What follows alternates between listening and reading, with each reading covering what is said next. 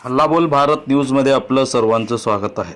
लातूर सोलापूर महामार्गावरील एक धक्कादायक घटना घडली आहे. महामार्गावरील एका हॉटेलमध्ये नाश्त्यासाठी बसलेल्या लोकांना एका कारने चिरडले आहे. वाहन चालकाचे कारवरील नियंत्रण सुटल्याने कार थेट हॉटेलमध्ये घुसल्याने हा अपघात घडला आहे. या अपघातात कारमधील 2 जणांचा जागीच मृत्यू झाला तर 3 जण गंभीर जखमी झाले आहेत. या अपघातातील 3 गंभीर व्यक्तींची प्रकृती ही चिंताजनक असून त्यांच्यावर रुग्णालयात उपचार सुरू आहेत.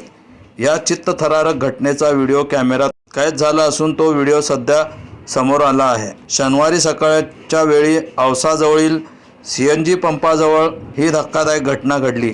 लातूरकडे येणारी कार भरधाव वेगाने हॉटेलमध्ये शिरली. अचानक झालेल्या या अपघातामुळे हॉटेलमधील नाश्त्यासाठी आलेल्या लोकांमध्ये दहशत निर्माण झाली आहे. हा अपघात अतिशय भयंकर अशा प्रकारचा होता.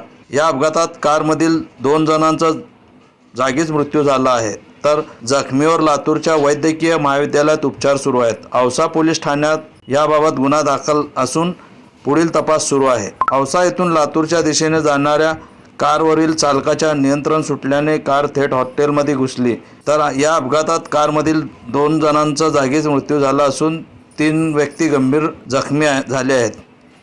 तिघांची प्रकृती चिंताजनक आहे. तिन्ही व्यक्ती लातूरच्या शासकीय रुग्णालयात उपचारासाठी पाठवण्यात आले आहे.